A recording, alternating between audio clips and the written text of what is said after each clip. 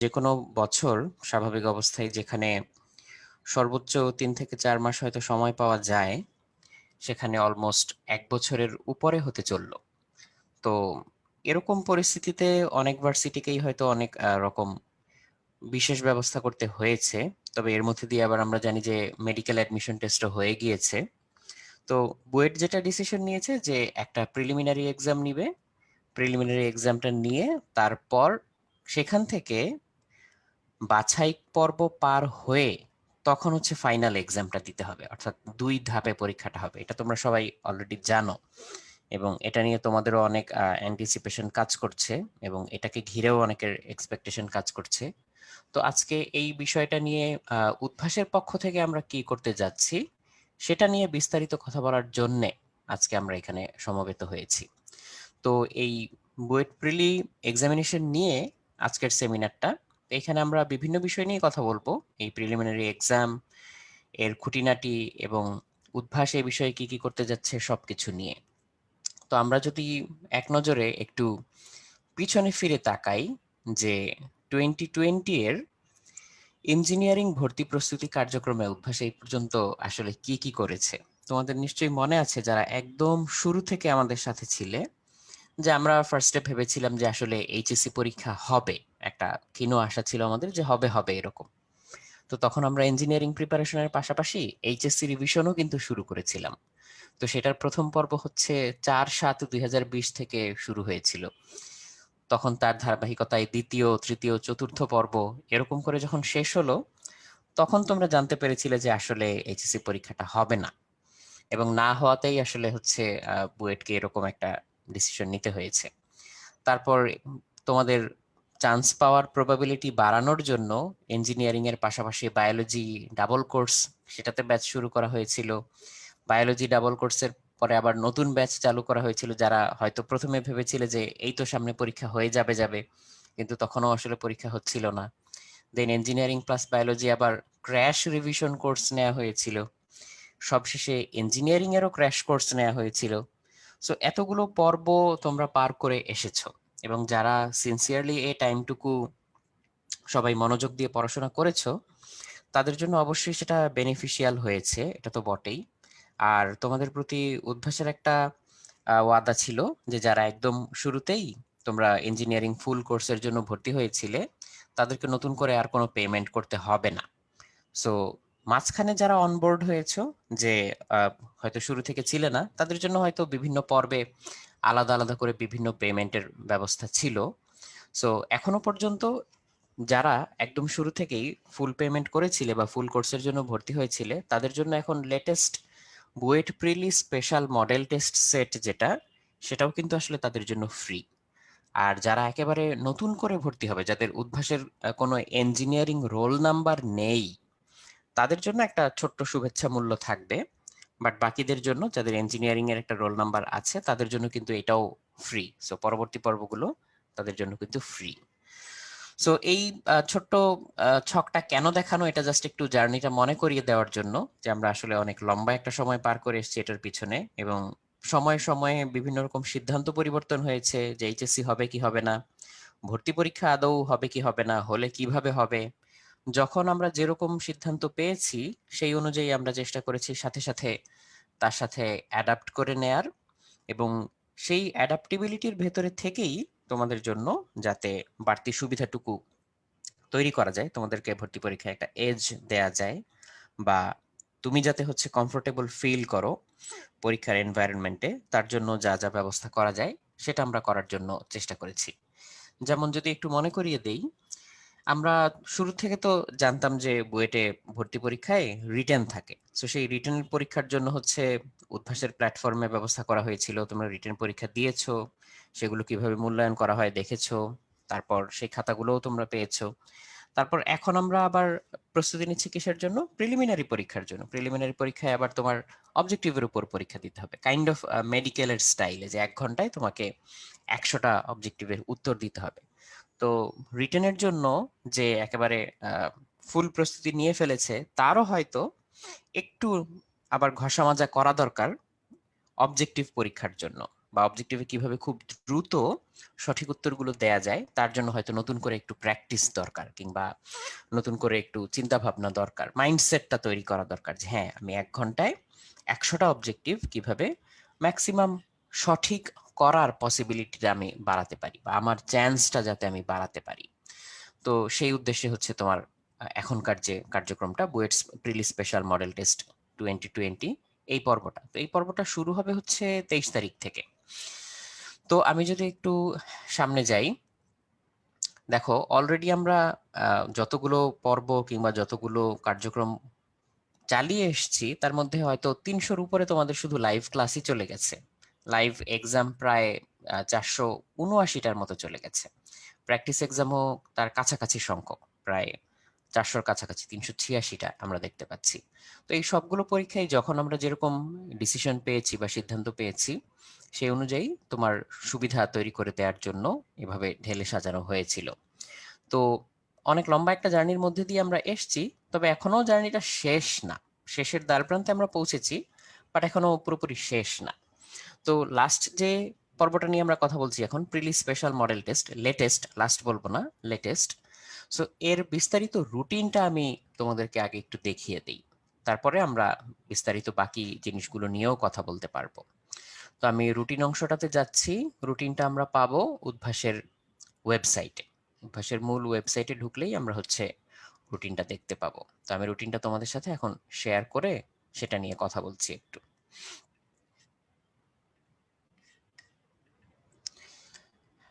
আশা করি তোমরা রুটিনটা দেখতে পাচ্ছ এখানে। তোমরা উদ্ভাস.com এই ওয়েবসাইটে ঢুকলেই প্রোগ্রাম সমূহ এবং রুটিনের আন্ডারে বুয়েট প্রিলি স্পেশাল মডেল টেস্ট পাবে, এবং সেখানে রুটিন ডাউনলোড করো বাটনে ক্লিক করলেই তোমার রুটিনটা চলে আসবে অ্যাজ ইউজুয়াল, যেরকম করে তোমরা সব পর্বগুলো রুটিনগুলো পেয়েছো।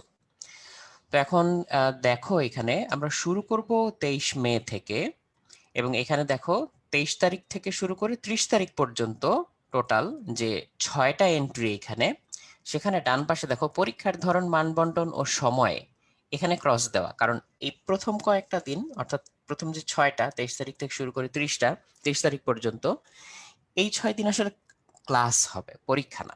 ক্লাসটা কিসের জন্য? সেটা হচ্ছে ওই যে আমি শুরুতে বলছিলাম যে মাইন্ডসেটটা একটু আমাদের শিফট করতে হবে। আমরা বুয়েটের জন্য শুধুমাত্র বেশি করে রিটেনের জন্য প্রিপারেশন নিচ্ছিলাম, সেখান থেকে কিভাবে একটা মেডিকেল স্টাইলের অবজেক্টিভ পরীক্ষায় বাড়তি সুবিধা পেতে হয়, বা কিভাবে টাইম ম্যানেজ করে অবজেক্টিভ দ্রুত অ্যান্সার করতে হয়, সেটা নিয়ে আমরা হচ্ছে একটু আলাপ আলোচনা করব। আমাদের কিভাবে মাইন্ডসেটটা চেঞ্জ করা যায় এখানে, এবং কিভাবে এটা আমরা আহ, সুচারুভাবে সম্পন্ন করতে পারি, যদি আমি বলতে চাই। তো তার জন্য আমরা এই প্রথম কয়েকটা দিন নিব। তুমি দেখো যে প্রথম 2 দিন হচ্ছে গণিত থাকবে, তার পরের 2 দিন রসায়ন থাকবে, তার পরের 2 দিন পদার্থবিজ্ঞান নিয়ে আলোচনা করা হবে। আর এর পরে তোমার পরীক্ষা শুরু হবে। দেখো, ফিজিক্স ফার্স্ট পেপার দিয়ে আমরা পরীক্ষাটা শুরু করব, পেপার ফাইনাল। এখানে ঠিক 100টা করেই এমসিকিউ থাকবে, 1 ঘন্টা সময়। অর্থাৎ তুমি সত্যিকার অর্থে যে টাইমটা পাবে প্রত্যেকটা প্রশ্নের পিছনে প্রিলি পরীক্ষায়, সেভাবেই এটা সাজানো। সো এরকম করে ফিজিক্সের পরে কেমিস্ট্রি দেখতে পাচ্ছি, তারপরে আমরা আবার ম্যাথ দেখতে পাচ্ছি। তো এগুলো পেপার পেপার ভাগ করে একটা একটা করে হবে, ফার্স্ট পেপার, সেকেন্ড পেপার, এরকম করে। এগুলো শেষ হয়ে গেলে তারপরে আবার সাবজেক্ট ফাইনাল হিসেবে আরো একটা করে পরীক্ষা হবে, যে ফিজিক্স, কেমিস্ট্রি, নেক্সট তখন পুরো সাবজেক্টের উপর আবার এরকম 100টা করে প্রশ্ন, ফিজিক্স, কেমিস্ট্রি, ম্যাথ, এই সিরিয়ালে। তারপর আবার প্রিলি স্পেশাল এক্সাম 1, এখানে হচ্ছে সবগুলোই থাকবে আর কি। তার মানে প্রিলি পরীক্ষাটা তুমি যেভাবে দিবে ওই রকম ফরম্যাটে হচ্ছে এই পরীক্ষাটা হবে। তার মানে এর আগে আমরা পেপার ভিত্তিক পরীক্ষা দিয়ে ফেললাম, তারপর সাবজেক্ট ভিত্তিক পরীক্ষা দিয়ে ফেললাম, আর এখন যেটা আমরা করব সেটা হচ্ছে একেবারে ফুল, যেভাবে আমার ফাইনালি প্রিলি এক্সামটা হবে সেই রকম ফরম্যাটে হচ্ছে আমি আরো কিছু পরীক্ষা দিব। যেমন 23, 25 আর 27 জুন, এই 3 দিন, 23, 25 এবং 27 জুন, এই 3 দিন হচ্ছে একেবারে প্রিলির ফরম্যাটে আমার পরীক্ষাটা হবে। এখানেও এক্স্যাক্টলি 100টাই থাকবে, 1 ঘন্টা টাইম থাকবে, এরকম। তো বুয়েট হচ্ছে এরপরে প্রিলি পরীক্ষার যে ডেট দিয়েছে এখন পর্যন্ত, সম্ভাব্য যে ডেট, সেই দুইটা এরপরে আমরা এখানে ইনক্লুড করেছি। এবং তারপরে হচ্ছে তোমার রিটেন পরীক্ষাটা হবে, কারণ এর আগে হচ্ছে এখন আর রিটেন নিয়ে চিন্তা করে লাভ নেই, এখন তোমার প্রিলিটা আগে পার হতে হবে। সো প্রিলিটা যদি তুমি পার হওয়ার পর তুমি রিটেন পরীক্ষায় আবার কেমন করো সেটাও একটা দেখার বিষয় থাকবে এবং শেষ মুহূর্তের প্রস্তুতি থাকবে। তো এখানে লিখিত পরীক্ষার যে প্রশ্ন তাতে 400 নম্বর থাকবে, এটা 2 ঘন্টা। আর তারপর হচ্ছে ড্রয়িং এর জন্য, আর্কিটেকচারের জন্য যে স্পেশাল এক্সাম সেটার জন্য হচ্ছে 1.5 ঘন্টা। তারপরে এই ফরম্যাটে তোমার আরো 2টা পরীক্ষা হবে, তার মানে এখানে 3 সেট পরীক্ষা আরো থাকবে। তো এরপরে বুয়েটের যে সম্ভাব্য মূল ভর্তি পরীক্ষার ডেট সেটাও এখানে ইনক্লুড করা আছে। তো এইখানে আমরা তো শুধুমাত্র দেখলাম যে কোন দিন কি কি পরীক্ষা হবে আর কত নাম্বার থাকবে, কত সময় থাকবে এটা। এরপর আমরা বিস্তারিত ব্রেকডাউনেও যাব যে এক্স্যাক্টলি পরীক্ষাগুলো কিভাবে কিভাবে হচ্ছে, বা বুয়েট এবার কয়জন নিচ্ছে কোন ডিপার্টমেন্টে, কিংবা কিভাবে পরীক্ষাগুলো নিবে, এইসব কিছু নিয়ে আমরা আলোচনা করব। আর আমি একটু আগে যেটা বলেছিলাম সেটা আবারও রিপিট করছি, বুয়েট প্রিলি স্পেশাল কোর্সটা উদ্ভাসের ইঞ্জিনিয়ারিং শিক্ষার্থী যারা তাদের জন্য ফ্রি, আর যারা নতুন, যাদের ইঞ্জিনিয়ারিং রোল নাম্বার নেই, তাদের জন্য 1,000 টাকা। আর এছাড়াও এই পরীক্ষাটা তোমাকে অন্য কোন পরীক্ষায় হেল্প করবে, ইঞ্জিনিয়ারিং গুচ্ছ স্পেশাল এক্সাম, তার মানে হচ্ছে তোমার বুটেক্সের যে এক্সাম, কিংবা ঢাবির ঘ, বা হচ্ছে জিএসটি কৃষি গুচ্ছ, এগুলোর যে তারিখগুলো সেগুলো আবার পরে তোমাদেরকে জানিয়ে দেওয়া হবে, এগুলো তোমরা জানতে পাবে খুব শীঘ্রই আর কি। তো আমরা রুটিনটা এক নজরে দেখে ফেললাম, এটা তুমি কাজে লাগাতে পারবে কখন কবে তোমার কি পরীক্ষা হবে সেই বিষয়টা নিয়ে। তো আমিও জানি, আমি তো একদম শুরু থেকেই তোমাদের ইঞ্জিনিয়ারিং কার্যক্রমের সাথে ছিলাম, তোমাদের অনেক ক্লাসও নিয়েছি, যে অনেক লম্বা একটা সময় পার হয়ে গিয়েছে। এবং সত্যি কথা বলতে যতই সময় দেই না কেন, সত্যিকার অর্থে একেবারে কোনো কিছু নিয়ে 100% কনফিডেন্ট হওয়া আসলে খুব ডিফিকাল্ট থাকে আমাদের জন্য, সবসময় মনের মধ্যে একটু ডাউট কাজ করে, তাই না? তো এই প্রশ্ন তোমাদের আমি এর আগে বহুবার করেছি যে তোমরা কত পার্সেন্ট কনফিডেন্ট ফিল করো। আমি যদি এখনো তোমাদেরকে প্রশ্ন করি, অনেকেই হয়তো এখনো 100% বলবে না, এখনো হয়তো অনেকে তার চেয়ে কম বলবে, হয়তো অনেকে 50-60%ও বলবে, আই গেস অনেকে হয়তো বলবে। আর অনেকে হয়তো বলবে যে ভাইয়া আসলে ভালো প্রিপারেশন, আমার হয়তো এখন 80-90% প্রিপারেশন খুব ভালো মতোই আছে, বাট একেবারে 100% তো আসলে বলতে পারছি না, কারণ আননোন ভ্যারিয়েবল স্টিল অনেক আছে। আর অনেকের আসলে অবস্থাটা কিরকম আমি একটু বলি, সেটা হচ্ছে আর আসলে ভালো লাগছে না, বা ধৈর্যটা আর থাকছে না, যে এত বেশি লম্বা হয়ে যাওয়ায় টাইমটা অনেকের হচ্ছে ধৈর্যচ্যুতি ঘটছে, কিংবা আর ধৈর্য থাকছে না। তো যত কিছুই হোক, যে সময়ের মধ্যে দিয়েই আমরা যাই না কেন, আপস এন্ড ডাউনস তো থাকবেই। অনেকের হচ্ছে টাইমটা প্রলং হলে কনফিডেন্স দিনে দিনে কমেও যেতে পারে, অনেকের হয়তো বেশি টাইম পেলে মনে হয় যে না আমি আসলে টাইম পেয়েছি, সো আমি ভালো প্রিপারেশন নিয়েছি, আমার কনফিডেন্স এখন আগের চেয়ে বেশি। সো যার অবস্থা যেরকমই হোক, ফাইনালি আমরা যখন একেবারে ভর্তি পরীক্ষার কাছাকাছি টাইমে চলে এসেছি, এতদিন যা হয়েছে হয়েছে, সেটুকু বাদ দিয়ে এখন বাকি টাইমটুকু আমাকে ফুললি কনসেন্ট্রেট করতে হবে আমার পারফরমেন্স ম্যাক্সিমাইজ করার জন্য। যেমন আমি তো কমেন্টগুলো এতক্ষণ ধরে দেখছিলাম চ্যাটে, ইয়াফি বলেছে যে ভাই আর টাইমের দরকার নাই, অনেক তো হয়েছে, আর কত, বা এত বেশি টাইম। এই বেশি টাইমের কারণে, বেশি টাইমের সুফল যেমন আমরা অনেক পেয়েছি, তেমনি কুফলও পেয়েছি। কুফল বলতে হচ্ছে অনেক আগে পড়েছিলাম, তখন মাথায় ঝরঝরে ছিল, প্রশ্ন করলেই আমি সাথে সাথে অ্যান্সার দিতে পারতাম, সেরকম অনেক কিছু আমি এখন আবার ভুলে গিয়েছি, কিংবা সেরকম অনেক কিছু হয়তো আমার মাথা থেকে চলে গিয়েছে, বা এরকম কোনো একটা ব্যাপার। এখন কথা সত্যি, আমরা পিক পারফরমেন্স বলতে যেটা বুঝি, অ্যাডমিশন টেস্টে হচ্ছে তোমাকে পিক পারফরমেন্স ধরে রাখতে হয়। তুমি যদি আহ, খেয়াল করে দেখো, ধরো একজন ওয়েট লিফটার যে ওয়েট লিফট করে, সে হচ্ছে এরকম ভারী একটা ওজন, সেটাকে তার মাথার উপরে তুলে ধরতে হয়, কিছুক্ষণ হোল্ড করতে হয়। তো সেটার জন্য প্রিপারেশন নিয়ে তুমি যদি ওয়েট লিফটিং শুরু করো, তাহলে তুমি যত টাইম পাবে তত তোমার হচ্ছে মাসেল বিল্ড আপ হবে, প্র্যাকটিস করলে তুমি আরো বেশি বেশি ক্যাপাবিলিটি অর্জন করবে। কিন্তু যত শক্তিশালী যেই হোক না কেন, ওই ওয়েট মাথার উপরে তুলে কন্টিনিউয়াসলি ধরে রাখা কি পসিবল? একদমই পসিবল না। খুব সহজেই তুমি হচ্ছে ক্লান্ত হয়ে যাবে, বা সহজেই তোমার মাসল তোমাকে মানে এনার্জি ছেড়ে দিবে, তখন তুমি হচ্ছে ওটা হাত থেকে নামিয়ে ফেলতে বাধ্য হবে। সো তোমাদের ব্যাপারটাও আসলে তাই, যখন তোমরা ভেবেছিলে যে হয়তো 3 মাস পরে অ্যাডমিশন টেস্ট হবে, তখন যেরকম মেন্টাল কন্ডিশন ছিল এখন হয়তো অবশ্যই সেরকম নেই। তখন যদি আমি বলতাম যে আগামী সপ্তাহে তোমার অ্যাডমিশন টেস্ট হবে, তুমি যেমন ফিল করতে, এখন যদি বলা হয় যে না আর 1 সপ্তাহ পরে অ্যাডমিশন টেস্ট হবে, এখন তুমি মোটেই সেরকম ফিল করবে না, তোমার ফিলিংস কিংবা ইমোশনস কমপ্লিটলি ডিফারেন্ট হবে। সো এই ডিফারেন্ট ইমোশন নিয়ে কিংবা ডিফারেন্ট মাইন্ডসেট নিয়েই আমরা এই পর্যন্ত এসেছি, বা ধীরে ধীরে মাইন্ডসেটটা চেঞ্জ হয়েছে।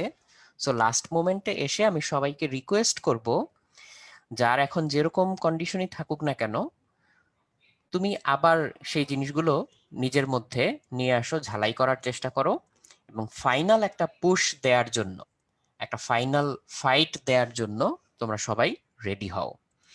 আর যে ব্যাপারটা ভালো করেছে বুয়েট, এটা মানে আমরা শুক্রিয়া আদায় করব সবাই, যে ব্যাপারটা আসলে খারাপ হয়নি, ভালোই হয়েছে যে একটা প্রিলিমিনারি এক্সাম নিয়ে তারপরে হচ্ছে তোমার ফাইনাল পরীক্ষাটা হবে। কাজে প্রিলিমিনারি এক্সামটা না নিয়ে যদি একবারে দুম করে একটা ফাইনাল পরীক্ষা হয়ে যেত, তাতে হয়তো অনেকে মনক্ষুণ্ণ হতে পারতে তোমরাও। সো প্রিলিমিনারি এক্সামটা যেহেতু আমরা দিতে পারছি, সো এখন এর চেয়ে আসলে আর ভালো কি করা যাবে বলো, যেহেতু এইচএসসি পরীক্ষা হয়নি। সো এর মধ্যেই হচ্ছে আমাদেরকে এটা মেনে নিতে হবে এবং এটার উপরে ইফোর্ট দিতে হবে। তো এই কথাগুলো বললাম জাস্ট তোমাদেরকে জার্নিটা মনে করিয়ে দেওয়ার জন্য, এবং তোমাদের মাইন্ডসেটটা এখন কিরকম সেটা নিয়ে একটু আলোচনা করার জন্য, এবং ফাইনালি আমরা এখন কিভাবে পুশটা দিব তার জন্য।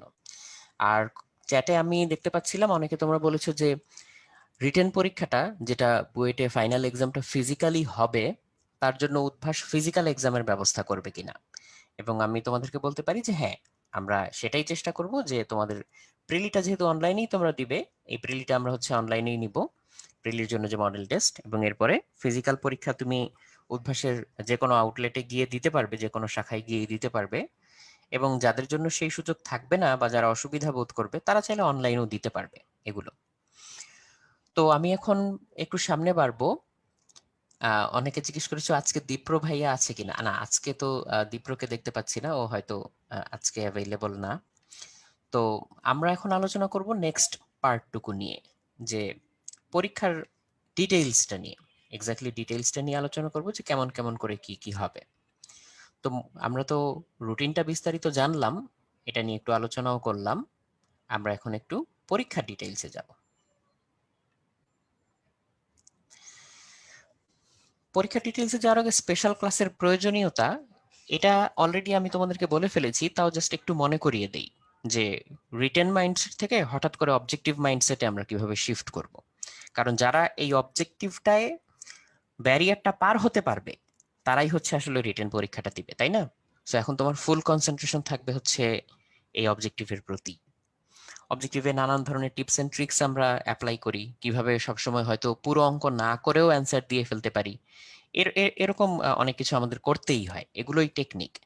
মানে শুধু উত্তর বের করতে পারাটাই কিন্তু ক্রেডিট না, এটা আমি তোমাদের ক্লাস নেওয়ার সময় কিন্তু বারে বারে বলেছি যে যথেষ্ট সময় দিলে সবাই আসলে সব অঙ্কের উত্তর বের করতে পারবে। কারণ এতদিন পরে আসলে সেটা না পারাটাই বরং অদ্ভুত একটা ব্যাপার হবে।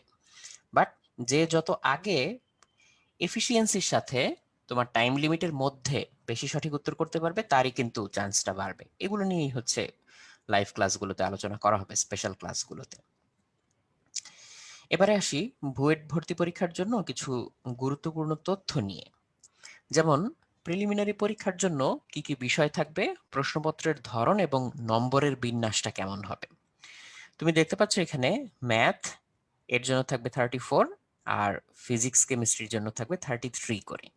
এই 100টা উত্তর তোমাকে 60 মিনিটের মধ্যে করতে হবে। সো এর মধ্যে প্রত্যেকটা প্রশ্নের আবার মান থাকবে 1 করে, এবং নেগেটিভ মার্কিং কিন্তু থাকবে, এটা সবসময় থাকে নেগেটিভ মার্কিংটা। 25% প্রত্যেকটা ভুল উত্তরের জন্য তোমার প্রাপ্ত নম্বর থেকে ওই 25% করে হচ্ছে কেটে নেওয়া হবে। তো এখন টোটাল তোমার যেহেতু 60 মিনিট সময়, এই 60 মিনিটে তোমার হচ্ছে মানে 1 ঘন্টায় আর কি 3600 সেকেন্ড সময়, তাই না? তো এটাকে যদি আমরা হচ্ছে 100টা প্রশ্ন 100 দিয়ে ভাগ করি, দেখো তোমার প্রত্যেকটা অবজেক্টিভে 36 সেকেন্ড করে টাইম পাওয়া যায়। যদি তুমি সব অ্যান্সার করো, সব অ্যান্সার করলে তোমার 36 সেকেন্ড পাওয়া যায়। তো তুমি এখন চিন্তা করো, 36 সেকেন্ডের মধ্যে তোমাকে প্রশ্ন পড়তে হবে, পরে ডিসিশন নিতে হবে এটা তুমি কোন সূত্র অ্যাপ্লাই করে করবে, এবং সেটা করে তারপর তোমাকে হচ্ছে উত্তরটা দাগাতে হবে। দাগানোর জন্য কিন্তু তুমি বাড়তি আর কোনো সময় পাবে না, এখানে এই 36 সেকেন্ডের মধ্যেই কিন্তু সেটা ইনক্লুডেড, তাই না? সো এইভাবে কিভাবে টাইম ম্যানেজ করে উত্তর দিতে হয় এবং কোন ধরনের প্রশ্ন শুরুতেই ছেড়ে দেওয়া উচিত, ছেড়ে দেওয়া উচিত বলতে সেটা নিয়ে আমরা প্রথমে চিন্তাই করব না, প্রশ্ন দেখেই আমি কিভাবে ডিসিশন নিয়ে ফেলতে পারি যে এই প্রশ্ন এখন আমার ধরা ঠিক হবে না, পরবর্তীতে সময় পেলে আমি ধরবো। কারণ সামনে তুমি এমন প্রশ্ন পাবে যার জন্য আসলে তোমার পুরো টাইমটুকু লাগবে না, সেগুলো করে তুমি সময় জমিয়ে জমিয়ে লাস্টে ডিফিকাল্ট প্রশ্নগুলোতে হচ্ছে দিতে পারবে। তো এই হচ্ছে ব্যাপার। তো প্রিলিতে কিরকম ভাবে প্রশ্ন হবে বা মানবন্টনটা কিরকম হবে এটা তোমরা জানো, তোমাদের যেহেতু এটা এই তথ্য আগেই জানানো হয়েছে, তা তবু আমি একটু আলোচনা করলাম। তো ক এবং খ গ্রুপে যে পরীক্ষা হবে, ক গ্রুপ হচ্ছে আর্কিটেকচার ছাড়া, আর খ গ্রুপে হচ্ছে আর্কিটেকচারটা থাকবে আর কি। সো এই এই হচ্ছে ক আর খ দুইটা আলাদা করে দেওয়া। তো এখানে লেখা আছে যে কি কি থাকবে। তো 2020 সালের উচ্চ মাধ্যমিকের পাঠ্যসূচি অনুযায়ী ফিজিক্স, কেমিস্ট্রি, ম্যাথ এখান থেকে প্রশ্ন হবে ক গ্রুপে, আর খ গ্রুপে ওই সেম পরীক্ষাটা তো হবেই, তার সাথে হচ্ছে যে মুক্তহস্ত অঙ্কন সেগুলো নিয়ে হচ্ছে মূল ভর্তি পরীক্ষায় একটা আলাদা সেকশন থাকবে। তো ওই মূল ভর্তি পরীক্ষাটাও আমরা বিস্তারিত অংশে যাব। তো এই দেখো, মূল ভর্তি পরীক্ষায় ক গ্রুপের জন্য মোট 400 নম্বরের এবং খ গ্রুপের জন্য হচ্ছে 650 নম্বরের লিখিত পরীক্ষা হবে। তো এই 650 নম্বরের মধ্যে এই যে বাড়তি 250 নম্বর এটা কোত্থেকে আসলো, এটা হচ্ছে ড্রয়িং এর উপরে। তো ড্রয়িং এর মধ্যে আবার দুইটা পার্ট থাকবে। দেখো, ফিজিক্স, কেমিস্ট্রি আর ম্যাথ এদের মধ্যে মানবন্টনটা কিভাবে ঠিক করে দেওয়া, ক এবং খ গ্রুপের এক্স্যাক্টলি সেম হুবহু সেম পরীক্ষাটা হবে। ম্যাথে থাকবে তোমার 14টা, ফিজিক্সে থাকবে 13টা, কেমিস্ট্রিতে 13টা, এরকম। সো এখানে সময় পাবে তুমি 120 মিনিট, মানে 2 ঘন্টা আর কি। মিনিটে আলাদা করে ভাগ করে দেওয়া হচ্ছে এই কারণে যাতে তোমার বুঝতে সুবিধা হয় যে তোমার টোটাল কিরকম টাইমের মধ্যে হচ্ছে অ্যান্সার করতে হবে এটা বোঝার জন্য।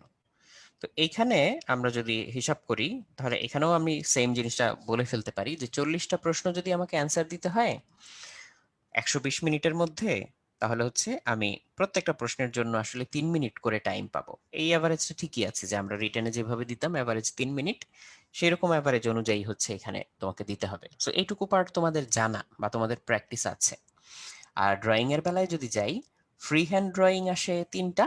এখানে তোমাকে বিভিন্ন জিনিস আঁকতে দেয়, হয়তো কোনো একটা পার্সপেক্টিভ ড্রয়িং বা কোনো একটা ডিজাইন বা এরকম কিছু, অনেক কিছুই আঁকতে দেয় এখানে। আর ভিজুয়াল বা স্পেশিয়াল ইন্টেলিজেন্স, এখানেও তোমার যে ওই ব্যাপারগুলো থাকবে যে একটা ত্রিমাত্রিক জিনিসকে আমরা কিভাবে দেখি, কোন দিক থেকে তাকালে কেমন।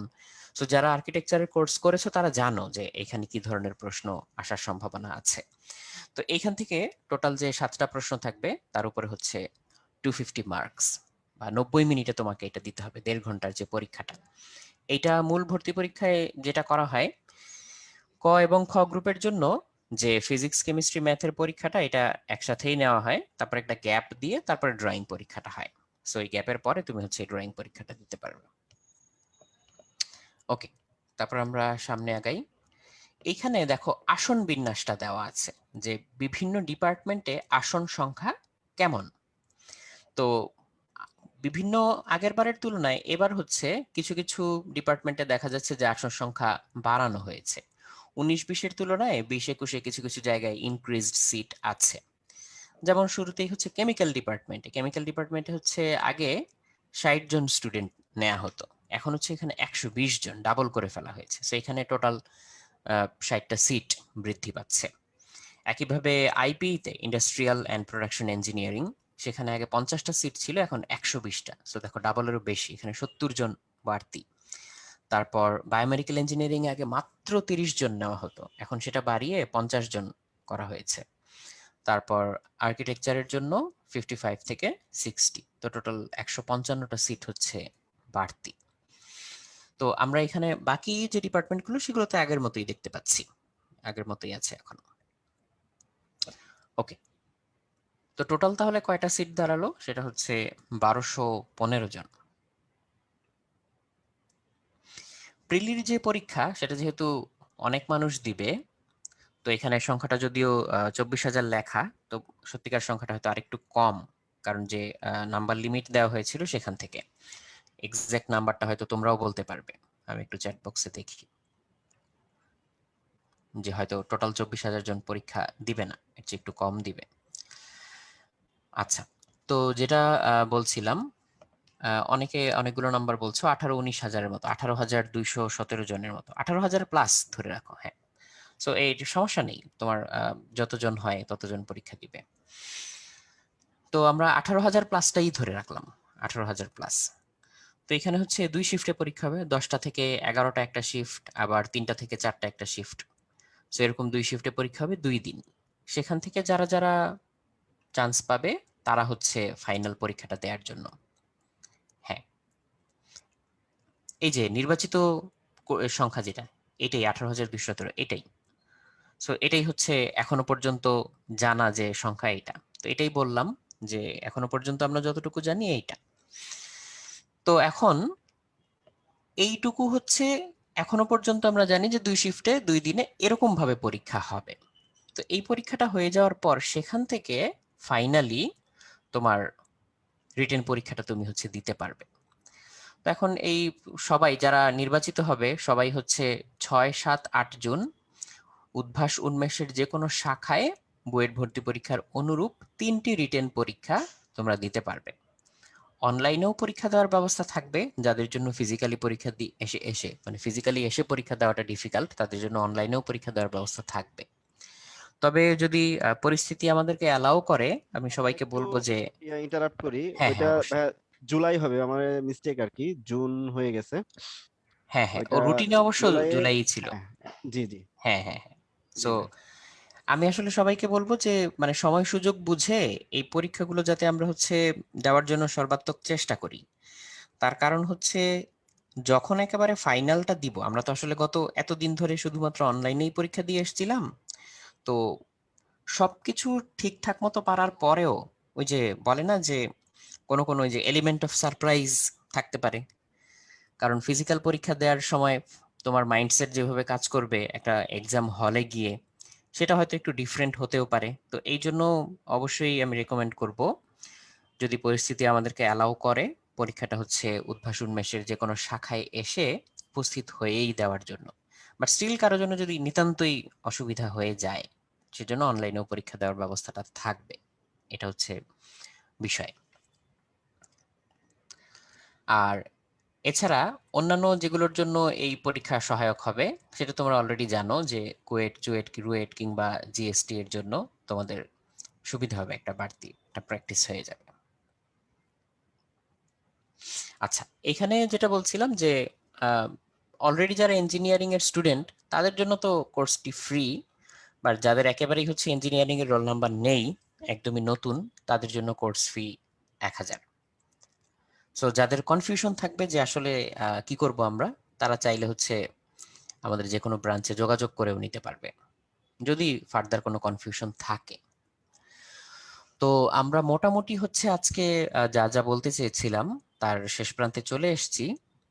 সো তোমাদের যদি কোনো স্পেসিফিক কোশ্চেন থাকে তোমরা করতে পারো, আমি তো আছি, জুয়েল ভাই আছেন, লেবু ভাই আছেন, ভাইয়ারাও তোমাদের কোশ্চেনের অ্যান্সার দেওয়ার চেষ্টা করবেন।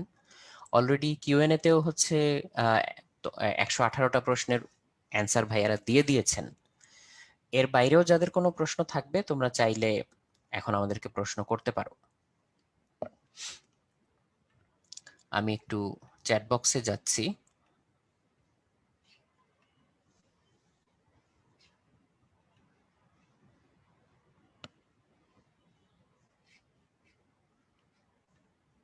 আর পার্টিসিপেন্ট লিস্টটাও আমি একটু দেখছি।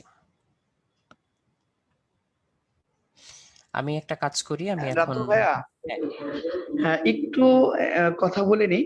যেটা হলো হ্যাঁ, যে অবশ্যই অবশ্যই। বর্তমান যে রুটিনটা আছে এই রুটিন আর হবে না। আগামীকাল থেকে আজকে যে রুটিনটা আপনি দেখালেন এই রুটিনটা বলবৎ থাকবে। মানে পূর্বের যে মোটামুটি রুটিনে কয়েকটা পরীক্ষা ছিল ওগুলা বাদ। আগামীকাল থেকে 23 তারিখ থেকে প্রথমে ম্যাথ 1, তারপরে ম্যাথ 2, একদিন গ্যাপ দিয়ে C1 C2, তারপরে একদিন গ্যাপ দিয়ে P1 P2, হ্যাঁ হ্যাঁ এইভাবে রুটিন আমরা সাজাইছি, মানে এখানে আমরা চেষ্টা করছি যে পরিপূর্ণ একটা কোর্স কমপ্লিট করার জন্য। প্রথমে আমরা পেপার ফাইনাল দিয়ে শুরু করছি, তারপরে সাবজেক্ট ফাইনাল, তারপরে ফাইনাল মডেল, এবং প্রত্যেকটাই আমরা বুয়েট প্রিলির এমসিকিউ রাখছি। এখন ওই যে 1 তারিখ এবং গ্যাপ রাখছি পরিপূর্ণ প্রস্তুতি নেওয়ার জন্য। যতটুকু আবার করে যদি একটা স্টুডেন্ট নতুন করেও এটারে প্রস্তুতি নিতে চায়, সেইটুকু সময় আমরা এখানে রেখে ওইভাবে রুটিনটা সাজাইছি। এটা হলো 1 নাম্বার। সেকেন্ডলি হলো ভাই, ওই যে অনেকে বলছে সলিউশন বুক, হ্যাঁ আমরা সলিউশন দিয়ে দিব। আমরা শেষের দিকে সলিউশন বুক দিয়ে দিব। আমরা যেভাবে কথা দিয়েছি, আমরা প্রিন্টেড সলিউশন বুকও লাস্টের দিকে একটা সমস্ত স্টুডেন্টের হাতে আমরা পৌঁছাবো। এবং অনেকে বলছে যে জেএসটি এতে আপনার ইঞ্জিনিয়ারিং গুচ্ছ, যেটা রুয়েট কুয়েট চুয়েট নিয়ে একটু কথা বলতে বলছে আপনাকে, সেটা আমরা একটু বলি। যারা এই আমরা কালকে থেকে ক্লাস শুরু করতেছি, এই ক্লাসগুলো আমরা সবার জন্য উন্মুক্ত রাখবো। যারা উদ্ভাসের ইঞ্জিনিয়ারিং এর বাইরেও যদি কেউ উদ্ভাসের ভার্সিটি প্রোগ্রামের স্টুডেন্ট থাকে, এবং উন্মেষের যারা হয়তো মেডিকেল কোচিং করছিল, যদি কেউ চায় যে আমরা এই ক্লাসগুলো কইরা আমার জিএসটি গুচ্ছ, কৃষি গুচ্ছ, তারপর ইঞ্জিনিয়ারিং গুচ্ছ, সেগুলোতেও এই ক্লাসগুলো অনেকটা কভার দিবে। কারণ এমসিকিউ নির্ভর ক্লাস হবে, তো সব জায়গায় জন্য এই ক্লাসগুলো কভার মানে কভার হয়ে যাবে। যারা এই যে বারবার বলতেছে যে এতে রুয়েট কুয়েট চুয়েট নিয়ে কিছু বলার জন্য, তাদের উদ্দেশ্যে আপনি একটু কিছু কথা বলবেন। আর আমরা এই কোর্সটা সবার জন্য ফ্রি। অনেকে জানতে চাইছে যে ভাই ক্লাসের সময় কতক্ষণ। ক্লাসের সময় হলো ন্যূনতম 3 ঘন্টা, এর বেশি হইতে পারে। আমাদের টিচার ভাইরা এক একটা পেপারের উপরে যা যা তাদেরকে জানানো দরকার, যেখান থেকে এই কোশ্চেন গুলো আসতে পারে, ঠিক ওই জায়গাগুলারে তাদের একটু দেখাবে আর কি। তো এর জন্য মোটামুটি 3 ঘন্টার মতো সময় লাগবে। আর আমরা যেটা বলছি যে অনেকে বলছে যে প্রিলির পরীক্ষাও ফিজিক্যালি নেওয়ার জন্য, যদি পরিস্থিতি স্বাভাবিক হয়ে যায়, গভর্নমেন্ট যদি শিক্ষা প্রতিষ্ঠান খুলে দেয়, তাহলে আমরা চেষ্টা করব প্রিলির পরীক্ষাগুলো প্রিন্টেড কোশ্চেনের পরীক্ষা নিয়ে তাদেরকে একটা মূল পরীক্ষার ফ্লেভার দেওয়ার জন্য প্রিলির পরীক্ষারও। আর যদি মনে হয় যে এটা কোনো নিতে পারতাছি না, সেক্ষেত্রে আমরা যেভাবে চেষ্টা আমরা ফিজিক্যালের জন্য অ্যাটলিস্ট ওই 3টা পরীক্ষা আমরা তাদের মানে লিখিত পরীক্ষাটা আসলে কিভাবে স্টুডেন্টদের দিতে হবে, সেই ফ্লেভারটা আমরা তাদেরকে দিব আগামী 6, 7, 8। তো এইটুকু কিছু কোশ্চেন ছিল। আর যারা যারা কোশ্চেন করে, আপনি একটু এদের অ্যান্সার গুলো দেন। বিশেষ করে হতাশা নিয়ে, অনেকে হতাশ, এইটা নিয়ে আপনি ভাই একটু স্টুডেন্টদের উদ্দেশ্যে কিছু কথা বলেন। আচ্ছা ভাইয়া, আমি এই প্রশ্নটা অনেক পেয়েছি। আমি দেখতে পাচ্ছি সাইদ জামান সহ আরো অনেকে প্রশ্নটা করেছে যে পরীক্ষা আরো পিছাবে কিনা। তো এখন একবার তো পিছানো হয়েছেই, মানে লেটেস্টই হচ্ছে একবার পিছানো হয়েছে। তো সত্যি কথা বলতে এই প্রশ্নের উত্তরটা সঠিকভাবে দেওয়া মনে হয় কারো পক্ষে পসিবল না। ডিপেন্ড করবে দেশের পরিস্থিতির উপরে। কারণ এই যে এতবার সিদ্ধান্ত পরিবর্তিত হয়েছে, এটা কিন্তু পরিস্থিতি বিবেচনা করেই। বিভিন্ন সময় পরিস্থিতি কখনো হয়তো একটু ভালো হয়েছে, কখনো হয়তো আবার খারাপের দিকে মোড় নিয়েছে। সো আমরা নিজেদের অনেক প্রিয়জনকেও হারিয়েছি। সো এর মধ্যেই হচ্ছে পরিস্থিতি বিবেচনা করে গভর্নমেন্ট সবসময় ডিসিশনটা নিয়ে থাকেন যে কখন পরীক্ষা নেওয়া সম্ভব। যেমন মাঝখানে হচ্ছে অলরেডি মেডিকেলের পরীক্ষাটা নেওয়া হয়েছে। সো তেমনি যখন বুয়েট যে টাইমটা দিয়েছে, সম্ভাব্য টাইম পরীক্ষাটা হবে, আশা করি তখন যদি দেশের পরিস্থিতি একটু ভালোর দিকে থাকে, পরীক্ষাটা হয়ে যাবে এর মধ্যে। বাট যদি দেখা যায় যে না, খুবই দুর্যোগপূর্ণ পরিস্থিতি কিংবা পরিস্থিতি খুবই খারাপের দিকে যাচ্ছে, তাহলে হয়তো অনেক কিছুই হতে পারে। তো ওই পর্যন্ত তো আমরা জানি না, আমরা আমাদের মতো প্রস্তুতিটা নিয়ে রাখবো। তো আমি এক কাজ করি, আমি ডিরেক্টলি তোমাদের কাছেই চলে যাই। আমি দেখতে পাচ্ছি এখানে তোমরা অনেকেই হাত তুলেছো। তো আমি তার মধ্যে কয়েকজনকে একটু মাইক্রোফোনটা অন করে দেওয়ার জন্য সুযোগ করে দিচ্ছি। তোমরা সরাসরি বলতে পারো। এখানে আমি তো আছি এবং প্যানেলিস্ট ভাইয়ারা প্রায় সবাই আছেন। সো একাডেমিক ইস্যু থেকে শুরু করে ম্যানেজমেন্ট ইস্যু কিংবা যে কোনো ধরনের ইস্যুই আমরা হয়তো সবাই মিলে অ্যান্সার দিয়ে ফেলতে পারবো। তো আমি দেখতে পাচ্ছি 600 মনির হোসাইন সাভার, এই এই নাম থেকে যে জয়েন করেছো। আচ্ছা, আমি একটু আগে দেখতে পাচ্ছিলাম, এখন অবশ্য দেখতে পাচ্ছি না। আচ্ছা, আমি অন্য কাউকে সুযোগ দিচ্ছি। শেখ সাদি জয়েন করেছো। আমি শেখ সাদির মাইক্রোফোনটা অন করে দিচ্ছি। হ্যাঁ, আসসালামু আলাইকুম ভাই, কেমন আছেন? ওয়ালাইকুম আসসালাম, আলহামদুলিল্লাহ আমি ভালো আছি। তুমি কেমন আছো? ও ভাই, আছি আলহামদুলিল্লাহ। বাট ওই যে ইংলিশের জন্য আর কি চুয়েটে আসেনি, বাট বুয়েটে আসছে। এখন আমার কি করা উচিত? কি করা উচিত বলতে হচ্ছে মানে তুমি কি করতে চাচ্ছ আর সেটা আমাকে একটু বলো। আমার তো আশা ছিল ইঞ্জিনিয়ারিং এর ধরেন কুয়েট টুয়েট চুয়েট সহ বুয়েটে পরীক্ষা দিব, বাট আমি বুয়েটে শুধুমাত্র পরীক্ষা দিতে পারবো আর কি। আচ্ছা, তাহলে মানে সেটার জন্যই এখন ফুল কনসেন্ট্রেশন দেওয়া উচিত। মানে অপশন যেটা আছে, এই প্রশ্নটা হয়তো তোমার শুধু একার না, অনেকেরই প্রশ্ন। এইটার সাথে আরেকটা সম্পূরক প্রশ্ন আমি জুড়ে দেই। সেটা হচ্ছে যে যার হাতে এখন যেই অপশন আছে সেইটা ছাড়া বাকিগুলো নিয়ে চিন্তা করব কি করব না, এইটার গো টু অ্যান্সার হচ্ছে যেইটা তোমার একেবারে ইমিডিয়েট সামনে, শুধুমাত্র সেইটা নিয়ে ম্যাক্সিমাম এফোর্ট দেওয়া এবং ফুল কনসেন্ট্রেশন দেওয়া। যেমন অনেকের হয়তো হচ্ছে যে যেই জায়গায় সে পরীক্ষা দিতে পারবে তার মধ্যে যে পরীক্ষাটা সবার আগে হবে বলে হচ্ছে আমরা ধারণা করছি বা আগে হবে বলে ঘোষণা দেওয়া হয়েছে, শুধুমাত্র সেইটা নিয়েই এখন কনসার্ন থাকা উচিত। কারণ সবগুলোতেই হচ্ছে প্রতিযোগিতাটা তীব্র হবে, কোথাও যে কম হবে বা কোথাও যে শিথিল হবে এরকম কিন্তু এখন আর কোনো সম্ভাবনা নেই, তাই না? সো প্রথম যেটা হবে সেটা নিয়ে হচ্ছে ফুল কনসেন্ট্রেশন দেওয়া উচিত। অপশন যেটা অ্যাভেলেবল সেটাতেই হচ্ছে একেবারে ম্যাক্সিমাম এফোর্টটা দেওয়া উচিত। এটা হচ্ছে নাম্বার ওয়ান। সেকেন্ড হচ্ছে যদি হচ্ছে এরপরে আরো বাকিগুলো দেওয়ার তোমার সুযোগ থাকে বা অপশন থাকে, সেগুলোর মধ্যে প্রায়োরিটি অনুযায়ী, প্রায়োরিটি অনুযায়ী বলতে হচ্ছে তোমার পার্সোনাল প্রেফারেন্স থাকতে পারে যে এখানে আমি চান্স পেলেও পড়বো না, এরকম হয়তো অনেকে চিন্তা করতে পারো কোনো কোনো প্রতিষ্ঠানের বেলায়।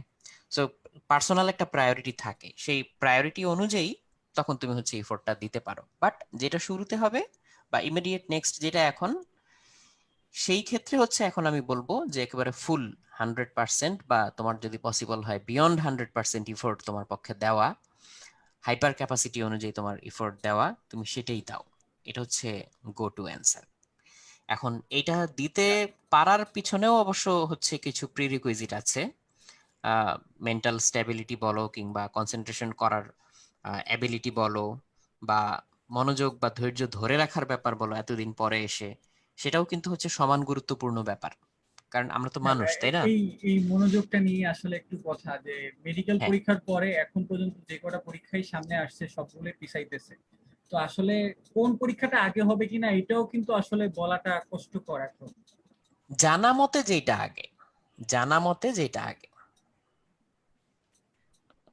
এখন যেটা তো জানা এখন জানা মতে মেবি ডেন্টালের যে ভর্তি পরীক্ষা আছে ওইটা মেবি আগামী মাসের 11 তারিখে, মানে এখন জানা মতে আগে, সবার সবার আগে। হ্যাঁ, এখন তোমার যদি ডেন্টালে ইচ্ছে থাকে তাহলে তোমার জন্য ওইটা টপ প্রায়োরিটি। আর তোমার যদি ডেন্টালের দিকে যাওয়ার ইচ্ছা একেবারে নাই থাকে তাহলে দেন ইমিডিয়েট নেক্সট যেটা, এটা সবার জন্যই প্রযোজ্য। তো মনোযোগ দেওয়ার ব্যাপারে বলছিলে, সেখানে হচ্ছে কোনো ডিফিকাল্টি ফেস করছো কিনা? হ্যাঁ, ওইটা আসলে কি ধরেন একটা বই একবার পড়লাম বা আবার পড়লাম, 3-4 বার পড়ার পরে মানে এরকম ফিল আসে যে পড়ছি তো আর পড়া লাগবে না, আবার কবে পরীক্ষা হবে বা পরীক্ষা কবে হবে বা এটা নিয়ে তো কোনো সিওরিটি নাই, এই কোশ্চেনটা বারবার মনের মধ্যে আসে আর কি। হ্যাঁ, এই এই ডাউটটা আসাটা স্বাভাবিক। তবে মানে যে কোনো কিছুরই তো পজিটিভ দিক আছে আবার নেগেটিভ দিকও আছে। ওই যে বলে না যে if anything can go wrong it will go wrong, এরকম একটা ব্যাপার আছে। সো এই যে পড়েই তো ফেলেছি, পারিই তো, ওই পারিই তো এটা কনফিডেন্সকে যেমন একদিকে বাড়িয়ে দেয়, তেমনি আবার হচ্ছে মানে ভুল হওয়ার সম্ভাবনা কিংবা মানে সতর্কতায় একটা শৈথিল্য চলে আসা, এটারও একটা কিন্তু বাজে সম্ভাবনা থাকে। তো আমি জাস্ট এইটুকুই তোমাদের সবাইকে বলবো যে অনেক তো পড়াশোনা করলা, অনেকবার তো রিভিশন দিলা, অনেক পর্ব আমরা পার হয়ে গেলাম, পর্বের পর পর্ব, বাট শেষে এসে যাতে মানে একদম পচা শামুকে পা না কাটে। যে জিনিস আমি জানি ওইখান থেকে যাতে আমার একটা নাম্বারও কোনোভাবে মিস না যায়। ওকে সাদি, তাহলে হচ্ছে জি ভাই, আমরা, থ্যাংক ইউ ভাই। Thank you. আমি আরো কাউকে সুযোগ দিচ্ছি, বাকিরা যারা কথা বলতে চাচ্ছ। ভাইয়া আমি একটু কিছু কথা রিপিট করতে চাচ্ছিলাম। হ্যাঁ, যদিও এই কথাগুলো সবাই জানতে চাচ্ছিল, হ্যাঁ, কিছুক্ষণ আগে লেবু ভাই মোটামুটি অনেকগুলো বিষয় ক্লিয়ার করছেন। তো আমি একটু আবার একটু রিপিট করব যে আমাদের যে ভাইয়া বা আপুরা আছেন, যাদের আগামীকাল কিন্তু তারা সবাই জানে যে তাদের একটা পরীক্ষা ছিল 23 তারিখ, মানে প্রিলি অনুরূপ। হ্যাঁ, বুয়েট প্রিলি অনুরূপ তাদের পরীক্ষা ছিল, ওই পরীক্ষাটা কিন্তু এখন মানে অনেক দূরে চলে গেছে। আগামীকাল কিন্তু ক্লাস দিয়ে আমাদের রুটিনটা শুরু হচ্ছে। 23 তারিখে কিন্তু আমাদের ক্লাস দিয়ে রুটিনটা শুরু হচ্ছে, এবং এই 6টা ক্লাস আমরা প্রথমে পাবো। 6টা ক্লাসে কিন্তু সন্ধ্যা 7:30টায় হবে।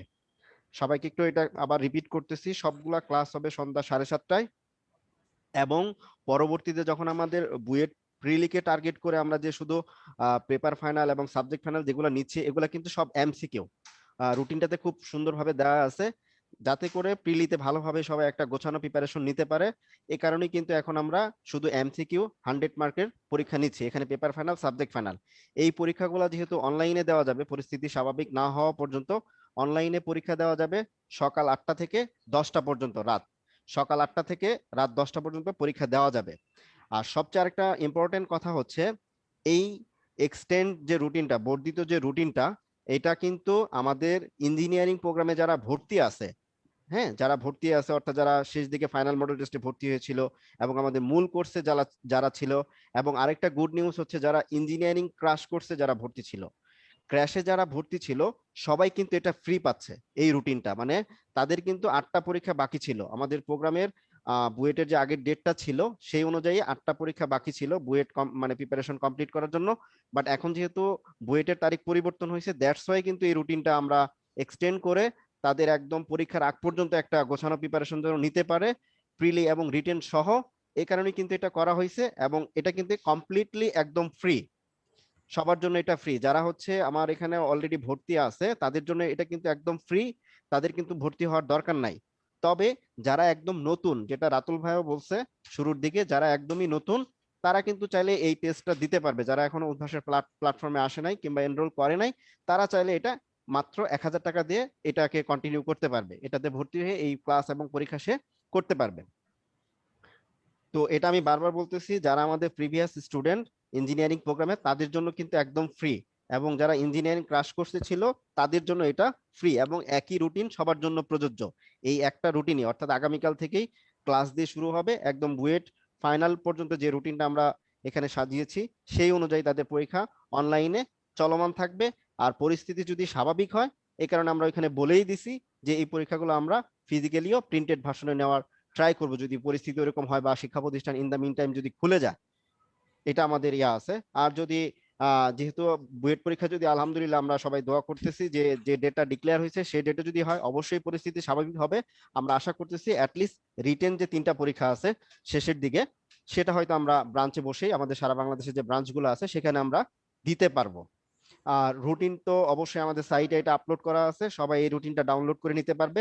যারা আমাদের স্টুডেন্ট এখন সেমিনারে আছে বা যারা এখনো জয়েন করেনি, তাদেরকে আমরা একটু জানিয়ে দিব যে নতুন রুটিন পাবলিশ করা হয়েছে। এই রুটিনে আগামীকাল থেকে ক্লাস দিয়ে শুরু হবে সন্ধ্যা 7:30টায়, বাট পরীক্ষা হবে আমাদের, যেহেতু পেপার ফাইনাল আবার শুরু হচ্ছে, প্রিলিকে টার্গেট করে আমরা চেষ্টা করব সেভাবে প্রিপারেশন নেওয়ার জন্য। এবং আমাদের বন্ধুদেরকে আমরা একটু জানিয়ে দিব, অনেকে হয়তো আজকে ব্যস্ততার কারণে বা কোনো কারণে এই সেমিনারে জয়েন করতে পারেনি, তাদেরকে আমরা একটু জানিয়ে দিব। এটা ছিল ওকে। মোটামুটি আমার কাছে ভাইয়া সর্বশেষ। আর আপনি যদি একটু বলতেন বা কারো যদি আরো কোনো ইয়া থাকে, প্রশ্ন থাকে। হ্যাঁ, আমি 2টা প্রশ্নের একটু উত্তর দিতে চাই, এটা আমি চ্যাট বক্সে পেয়েছি। অনেকে জিজ্ঞেস করে, যেমন কাশীনাথ জিজ্ঞেস করেছো যে যাদের গুচ্ছে এসছে বাট বুয়েটে আসে নাই, তারা কিভাবে প্রিপারেশন নিবে। মানে আমি আবারও ওই আগের উত্তরটা রিপিট করব, যে তোমার যেখানে এখন অপশন এসছে ওইটাতেই তুমি বেশি জোর দিবা। ওইটার প্রশ্নের যে মানবন্টন, ওইটাতে হচ্ছে যেই সাবজেক্ট, সেই অনুযায়ী তুমি হচ্ছে আগে গুরুত্ব দিবা। আগেরটা আগে, পরেরটা সবসময় পরে। সো তোমার ওই দিকেই হচ্ছে এখন নজরটা থাকা উচিত, যেটা তোমার হাতে আছে, তোমার অপশনে আছে, তুমি তোমার দিক থেকে ম্যাক্সিমামটা সেটাই ট্রাই করবা করার জন্য। এটার সাথেই আরেকটা প্রশ্ন আছে, সেটা হচ্ছে আমি দেখতে পাচ্ছি অনেকে করেছো যে সময় বেশি পাওয়ার কারণে এখন ইঞ্জিনিয়ারিং এর প্রশ্ন কঠিন আসতে পারে কিনা। এটা হচ্ছে খুবই পসিবল একটা জিনিস। কারণ যদি এমন হয় যে হয়তো গতানুগতিক বা তুলনামূলক সহজ প্রশ্ন করা, সেটার সম্ভাবনা হয়তো কম, কারণ এত টাইম পাওয়া গেছে, এখন সবাই হয়তো সবকিছু উত্তর দিয়ে ফেলতে পারবা যদি একদম খুব নর্মাল টাইপের প্রশ্ন করা হয়। তো সেটা নর্মালি করবে না, তো একটু কঠিন প্রশ্ন হওয়ার সম্ভাবনা থেকেই যাচ্ছে। এটা আমি আগেও মানে এই জিনিসটা নিয়ে আলোচনা করেছিলাম, তো এটা সম্ভব হতেই পারে। আচ্ছা, আমি হচ্ছে পুষ্পিতার মাইক্রোফোনটা আনমিউট করেছি। ভাইয়া আমি পুষ্পিতা। আরেকটা হ্যাঁ। একটু যোগ করতে চাচ্ছি, একটা জিনিস মিস হয়ে গেছে, সেটা হচ্ছে যে অনেকেই প্রশ্ন করতেছিল যে আমরা ইঞ্জিনিয়ারিং গুচ্ছের জন্য কি করব, কিংবা জিএসটি হুম, গুচ্ছ বা কৃষি গুচ্ছ কি করব, একদম রুটিনে ভাই একটু যদি শেষের দিকে যদি একটু যেতেন আপনি নিচের দিকে, আমি একটু এই যে বলতে চাচ্ছিলাম আমাদের আগের রুটিনে কিন্তু একদম ডেট দিয়ে বলা ছিল যে ইঞ্জিনিয়ারিং গুচ্ছ স্পেশাল এক্সাম, আমরা যেহেতু ইঞ্জিনিয়ারিং গুচ্ছ এখন পর্যন্ত 12 জুন অনুষ্ঠিত হওয়ার কথা, বাট এখন পর্যন্ত যে নিউজ আছে, লাস্ট আপডেট নিউজ হচ্ছে এটা হয়তো আমরা আগামী সপ্তাহে জানতে পারবো, এটার ডেটটাও হয়তো পরিবর্তন হবে আশা করতেছি। কারণ মোটামুটি যেহেতু ঢাকা ভার্সিটি এবং বুয়েট যেহেতু তাদের তারিখ পরিবর্তন করছে, ইঞ্জিনিয়ারিং গুচ্ছ তাদের তারিখ নিয়ে এখনো ভাবতেছে যে তারা হয়তো শিফট করবে, 12 জুনে হয়তো থাকবে না। একইভাবে 19 জুন হচ্ছে আমাদের জিএসটি গুচ্ছ হওয়ার কথা, এটা নিয়েও এখনো পর্যন্ত আমরা যতটুকু জানতে পারছি এটাও হয়তো তারিখ পরিবর্তনের একটা সম্ভাবনা আছে। যার কারণে আমরা ইঞ্জিনিয়ারিং গুচ্ছ যে স্পেশাল, মানে ইঞ্জিনিয়ারিং গুচ্ছর মতো করে যে পরীক্ষাটা, একইভাবে জিএসটি যে গুচ্ছ স্পেশাল এক্সাম এবং ঢাবি ঘ স্পেশাল এক্সাম এবং কৃষি গুচ্ছ যে স্পেশাল এক্সাম, এটার তারিখটা আমরা রুটিনে উল্লেখ করি নেই, বাট আমাদের পূর্বের রুটিনে কিন্তু এটা উল্লেখ ছিল। এবং একইভাবে বুটেক্স এটা হচ্ছে 18 জুন। তো এগুলা যদি চেঞ্জ হয়ে যায়, এই কারণে আমরা এই ডেটগুলো এখনো উল্লেখ করি নাই। যদি তার তারিখ এখনো ওইভাবেই থাকে, যদি 12 জুন বা 19 জুন এবং 18 জুন এবং ঢাবি ঘ যেভাবে অনুষ্ঠিত হওয়ার কথা শুধু সেভাবে হবে, তার আগে আমরা এসএমএস দিয়ে আপনাদেরকে জানিয়ে দিব, স্টুডেন্টদেরকে আমরা জানাবো যে এই পরীক্ষাটা তার একদিন আগে বা 2 দিন আগে আমরা এটা নিয়ে নিব ইনশাল্লাহ। ঠিক আছে, এটা হ্যাঁ, কিন্তু মানে আমরা এটার নিচে জন্য একদম হচ্ছে ভালো করে লিখে টেনশন দিয়েছি। করতে হবে না। যখন আমরা হচ্ছে জানতে পারবো যে ডেটটা মোটামুটি কোন টাইমে পড়তে পারে বা ফাইনাল কোনো একটা ডিসিশন আসবে, তখন সেই অনুযায়ী তোমরা জেনে যাবে। আশা করি এটা নিয়ে সমস্যা হবে না। আচ্ছা, তো আমি পুষ্পিতার মাইক্রোফোন অন করে দিয়েছিলাম। যদি পুষ্পিতার কোনো প্রশ্ন থাকে বলতে পারো আমাদেরকে। হ্যালো ভাইয়া, আসসালামু আলাইকুম। ওয়ালাইকুম আসসালাম। ভাইয়া আমার কয়েকটা কোয়েশ্চেন আছে। হ্যাঁ, তো প্রথমটা হচ্ছে ভাইয়া, আপনি বলেছেন যে কোয়েশ্চেন কঠিন হতে পারে বুয়েটের প্রি এক্সামের এমসিকিউটা। তো হ্যাঁ, কঠিন কিরকম কঠিন হবে? যেমন ভাইয়া যদি এরকম প্রশ্ন আসে যে আমাদের মেইন বই যেগুলো বোর্ডের বই, ইসাক স্যার বা হাজারি স্যারের বইগুলো আছে, ওগুলোর বাংলা লাইন থেকে প্রশ্ন এসেছে যে ধরেন আর্সেনিকের হচ্ছে টিএলভি এর মান কত, বা এই ধরনের প্রশ্ন যেগুলো হচ্ছে ইউজুয়ালি মানে মুখস্থ টাইপ, এগুলো আসলেও কিন্তু প্রশ্ন এক ধরনের কঠিন হতে পারে, আবার আরেকভাবে কঠিন হতে পারে যে ম্যাথমেটিক্যাল টাইপে বাট একটু বেশি হার্ড করে দিয়েছে। তো মানে আমরা বইটার জন্য কোন ধরনের কঠিনটার প্রিপারেশন নিব? অ্যাকচুয়ালি এখানে হচ্ছে সঠিক উত্তরটা হচ্ছে দুই ধরনেরই। এর কারণটা কি? কারণ টাইম যেহেতু বেশি পাওয়া গিয়েছে, এখন চাইলে আমি এক্সপেক্ট করতে পারি যে তুমি কিছু কিছু জিনিস হয়তো তোমার মাথায় রাখার জন্য যথেষ্ট সুযোগ পেয়েছো বা মনে রাখার জন্য। তবে ট্রেন্ড যেটা বলে বা বুয়েটের প্রিভিয়াস কোশ্চেনের যে প্যাটার্ন সেটা যেটা বলে, এটা তো সবসময় মানে 100% বলা সম্ভব না। তবে যতটুকু দেখা গেল এই পর্যন্ত, তাতে ধারণা হচ্ছে যে কনসেপচুয়ালি কঠিন যেটা তুমি বলছিলে সেকেন্ড টাইপের কঠিন, সেইটা হওয়ার পসিবিলিটিটাই হচ্ছে বেশি। বাট তার মানে এমন না যে জ্ঞানমূলক প্রশ্ন যেগুলো যেগুলো মনে রাখার মতো, সেখান থেকে যে একটা দুইটা প্রশ্ন চলে আসবে না।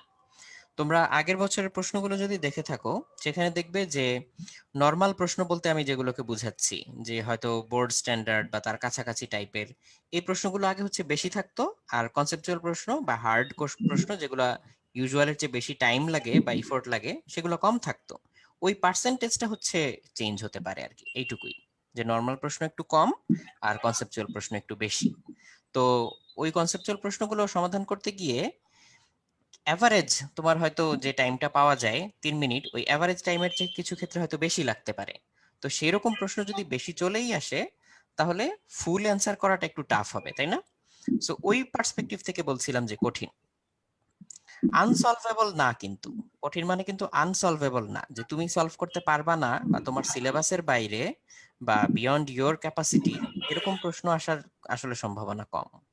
ওভারঅল পরীক্ষাটা হবে কঠিন। ভাইয়া আরেকটা বিষয় যে আমি আইআইটি তে যখন এক্সাম দিয়েছিলাম, তো দেখেছিলাম যে 100টা যে প্রশ্ন আছে, 100টা প্রশ্নই হচ্ছে পারি। মানে এমন আসলে কোনোটা যে হচ্ছে যে পারবো না, হয়তো কোনোটা ছোট বা বড় এরকম হয়েছে, কিন্তু হ্যাঁ, হ্যাঁ, হ্যাঁ, 100টা কোয়েশ্চেন কিন্তু আনসার কেউ করতে পারেনি। মানে দেখা যাচ্ছে যে সবচেয়ে বেশি ভালো করেছে সেও হয়তো 65 বা এরকম অ্যান্সার করেছে, এক্স্যাক্টলি, সবগুলো অ্যান্সার এক্স্যাক্টলি। করতে পারিনি। তো বুয়েটেও কি আমরা এটার দিকে নজর দিব যে আমি মানে কত বেশি অ্যান্সার করব এটার দিকে, নাকি হচ্ছে কত সঠিকভাবে অ্যান্সার করব এটার দিকে বেশি মানে ইয়ে দিবে effort? না, সঠিকভাবে তো বটেই, মানে বেশি অ্যান্সার করে ভুল অ্যান্সার দিলে তো আরো সমস্যা, তাই না? যত বেশি ভুল অ্যান্সার দিবে তত তো আরো তোমার নাম্বার মাইনাস হয়ে যাবে। সো সঠিক তো দিতে হবেই, এবং যত বেশি পারা যায়। এটাই বলছিলাম যে প্রশ্নের মানটা এমন হবে যাতে সবাই 100% আসলে উত্তর দিতে পারবে না এরকম, কারণ তা না হলে তো আসলে বাছাই করা ডিফিকাল্ট হবে, তাই না? তার মানে ভাইয়া মানে 100টা প্রশ্নই মানে অ্যান্সার করা মেবি পসিবল না, মানে হয়তো ওর কাছাকাছি বা। হ্যাঁ, হ্যাঁ, হ্যাঁ, মানে তুমি যেটা বলছিলে যে টাইম পেলে আমি সবই অ্যান্সার দিতে পারতাম, বাট টাইমের মধ্যে সবগুলো জি। অ্যান্সার করাটা ডিফিকাল্ট। তো ভাইয়া এখন তো হচ্ছে বেসিক পড়ালেখা তো ভাইয়া হয়েছে, তো আমি কি এখন এটাতে জোর দিব যে আমি আপনার হচ্ছে ওই যে প্র্যাকটিস এমসিকিউ বা এই এই ধরনের ইয়েগুলো করে, কনসেপ্ট বুকের এগুলো করে, মানে আরো বেশি টাফ জিনিস বা একটু রাইট, কনসেপচুয়াল রাইট, করবো, এটা ইফিসিয়েন্সি। করবো, নাকি রাইট, হচ্ছে পরীক্ষা বেশি ইফিসিয়েন্সি দিয়ে বাড়ানো। হচ্ছে মানে কি এক্সাম বেশি দেওয়ার দিকে নজর দিব, যে এক্সাম কত মানে এক্সামে কত বেশি অ্যান্সার করতে পারছি, হ্যাঁ, হ্যাঁ, নাকি হ্যাঁ, বেশি এক্সাম পড়ার এক্সাম দিকে বেশি নজর দিয়ে দিব? বা প্র্যাকটিস বেশি করে, মানে আমি এখন বেশি জোর দিব প্র্যাকটিসের প্রতি। কারণ থিওরি তোমার যা পড়া দরকার ছিল তুমি অলরেডি পড়ে ফেলেছো একাধিকবার, এখন নতুন করে আর সেটা না ধরলেও চলবে, বা নতুন করে তুমি এখন যে কিছু শিখবে সেই সুযোগও হয়তো কম, কারণ সবকিছু অলরেডি দেখে ফেলেছো অন্তত একবার বা দুইবার, বা হয়তো তার চেয়ে বেশিবার।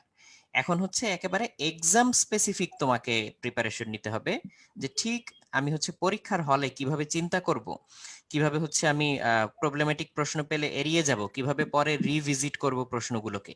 এইটাতে এক্সাম স্ট্র্যাটেজিতে এখন বেশি টাইম কাটাবে তুমি।